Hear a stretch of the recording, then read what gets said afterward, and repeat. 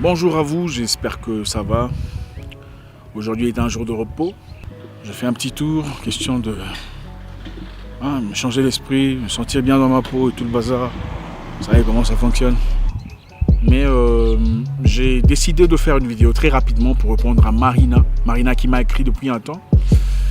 Marina, une jeune Gabonaise qui m'a envoyé un message depuis un temps. Je suis vraiment désolé. Elle traverse un moment très important dans sa vie. Elle se marie très bientôt. Marina n'est pas son vrai nom. Elle se marie à un monsieur très intéressant, d'après elle, mais 2 ans moins âgé qu'elle. Ça fait 4 ans qu'ils sont en couple. Leurs familles se connaissent, ils côtoient les mêmes personnes, les mêmes circuits, les mêmes organisations. Ils sont finalement tombés amoureux l'un de l'autre. Voilà, pas prévu, c'est comme ça dans le monde. Mais aujourd'hui, ça semble poser problème. Pas à eux, mais aux gens qui les entourent. La famille, les amis, les cousins. La femme a 2 ans de plus que le mari, ou 2 ans de plus que l'homme, et ça commence à poser problème. Elle s'inquiète, elle ne sait pas comment réagir.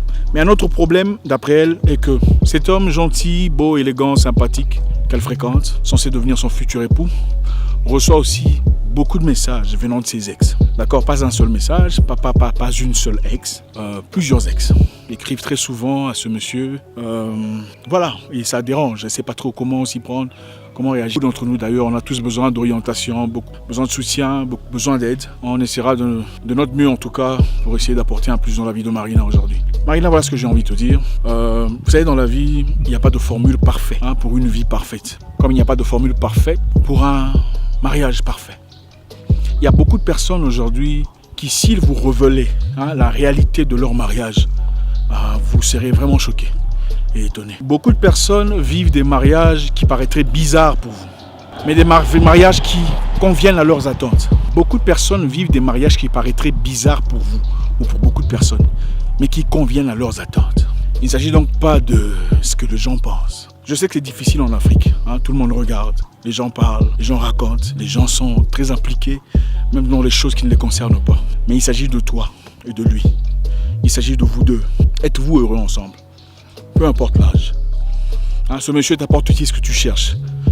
Est-il assez intelligent? Parce que voilà, quelquefois peut-être tu aurais, s'il y a une grande différence d'intelligence ou de maîtrise émotionnelle, ça pourrait poser problème. Mais êtes-vous au même endroit sur le plan intelligence ou approximativement? Ça, c'est la première chose. Regardez-vous vers la même direction. Avez-vous les mêmes genres d'objectifs, les mêmes genres de folie, le même genre d'envie, le même genre de besoin? Êtes-vous de la même catégorie, du même style? Si vous l'êtes, personne ne devrait se mettre entre vous. Voilà, il n'y a pas de mariage parfait dans la vie. Les gens nous cachent souvent ce qui passe dans leurs relations, dans leurs mariages, dans leur foyer. La réalité est celle-ci. Et si on se mettait en cercle et que chacun, dans son foyer, dans sa famille, devrait mettre dans un panier ses réalités, ses problèmes devant tout le monde, et qu'à la fin, chacun devrait choisir un panier. Vous savez ce qui se passerait après? Tout le monde choisirait son propre panier. Si tout le monde devait placer un panier au milieu, où tout le monde pourrait voir et choisir lequel il se désirait, chacun choisirait probablement son propre panier. C'est-à-dire tout le monde a des problèmes. L'âge n'a jamais vraiment été un problème, je crois. Du moment que vous vous respectez, vous vous comprenez, faites vos propres choix dans la vie et soyez-en entièrement responsables des conséquences. C'est votre vie, votre chance, votre opportunité. Vos parents ne vivront pas votre bonheur à votre place, vos parents ne vivront pas votre misère à votre place, vos parents ne vivront pas votre difficulté à votre place. Les gens vivent des mariages particuliers, des mariages différents, des mariages compliqués, des mariages que vous aurez probablement du mal à accepter.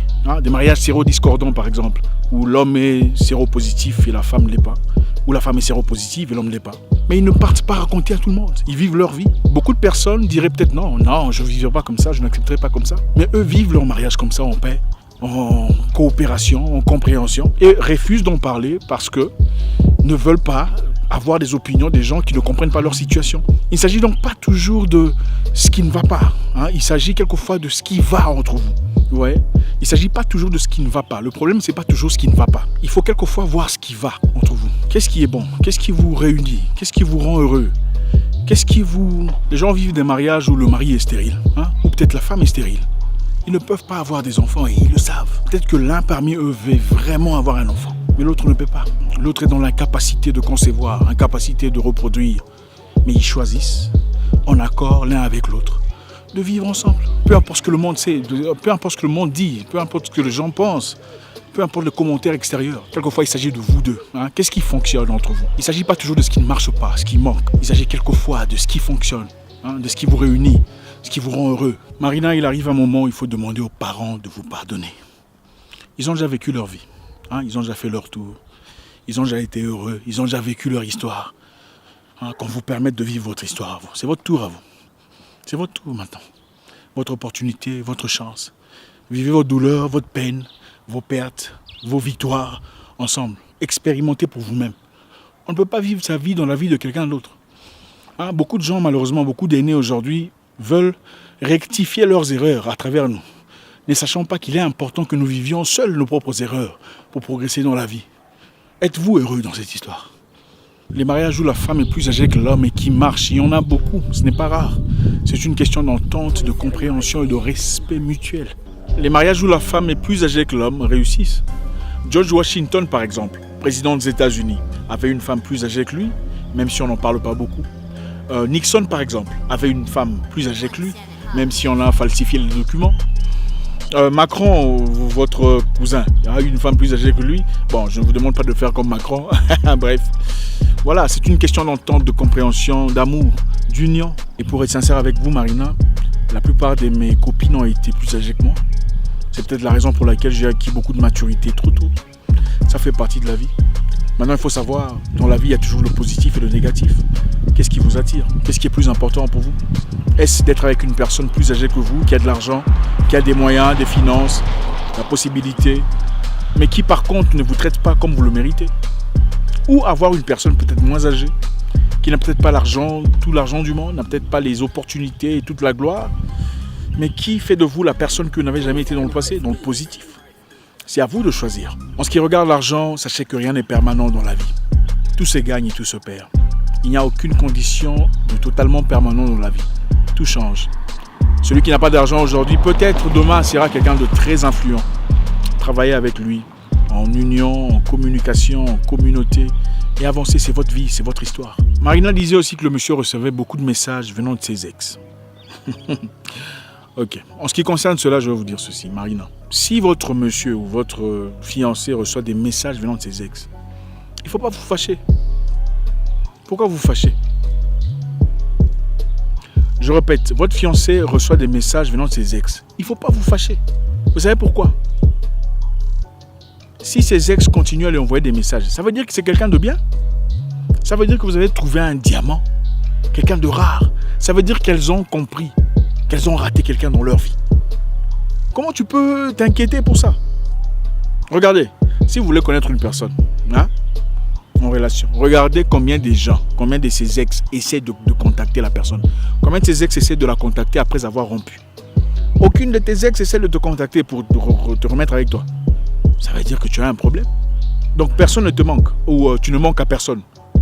Tu ne manques à personne du tout. Personne ne te veut dans sa vie. Encore une fois, personne ne... Même salut, comment ça, même un message, rien. Votre fiancé reçoit des messages venant de ses ex. C'est vrai, il ne faut pas l'autoriser, mais ne vous prenez pas la tête. Ça veut dire que c'est quelqu'un de rare. Les femmes, généralement, quand une femme ne veut plus de toi, elle ne veut plus jamais te sentir. Généralement, quand une femme ne veut plus de toi,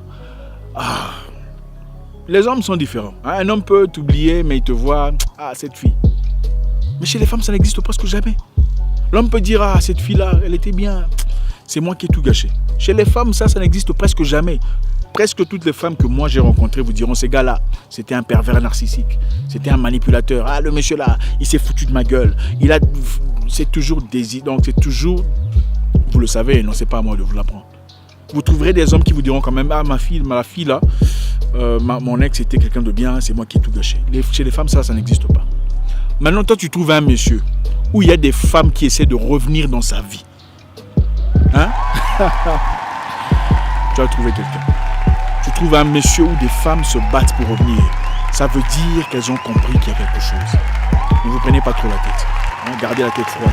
S'il est avec vous, si vous y trouvez votre part, s'il vous donne le respect qu'il vous faut, s'il est dans la participation, dans la communauté, dans la compréhension, dans l'amour, dans le respect, ne vous inquiétez pas. Je comprends tout à fait qu'on se sente quelquefois un peu perdu, qu'on ait besoin d'aide externe.